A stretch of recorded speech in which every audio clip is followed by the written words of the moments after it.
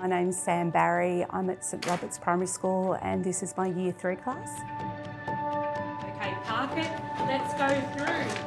Our daily review is an important part of what we do here every single time we teach maths. So we start with fluency practice, then we go into daily review. So we're practicing materials that have already been learnt to see if students can recall those facts, and that will help later on with other concepts that need to be taught.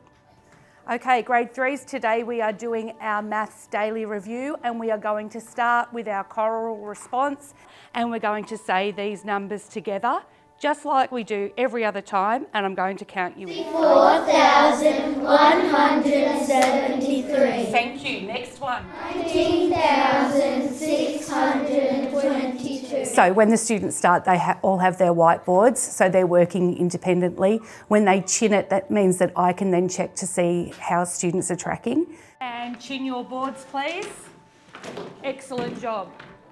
And what they've written, and then I give them instant feedback. So for some students, they've got it straight away. Other students, I'll say that they need to check their work. I might tell them what they're checking for. Then they will turn their board around, review it, change it, and chin it again so that they're getting that instant feedback there and then. Excellent. Check that digit. Check your digits. Yes, yes, yes, yes. As you saw, I did tick it or fix it. So then when the answer is shown, if they haven't been able to fix it by themselves, they have the correct model on the board. I'm going to show you. You're going to tick it or fix it. Ready? This is what it looks like. 10,000 plus 2,000 plus 900. Normally though, I walk around and give feedback while that's happening if I can, just to help students who may have difficulty in some areas. What you have to do is have a look at them. Yeah, go. Exactly. Front row, yes. Middle row, yes, yes, yes, yes. Park it. Spin it. We are now up to our number of the Spin day. it means clean your board, get ready for the next activity. So that way I know exactly what I'm looking at on the board.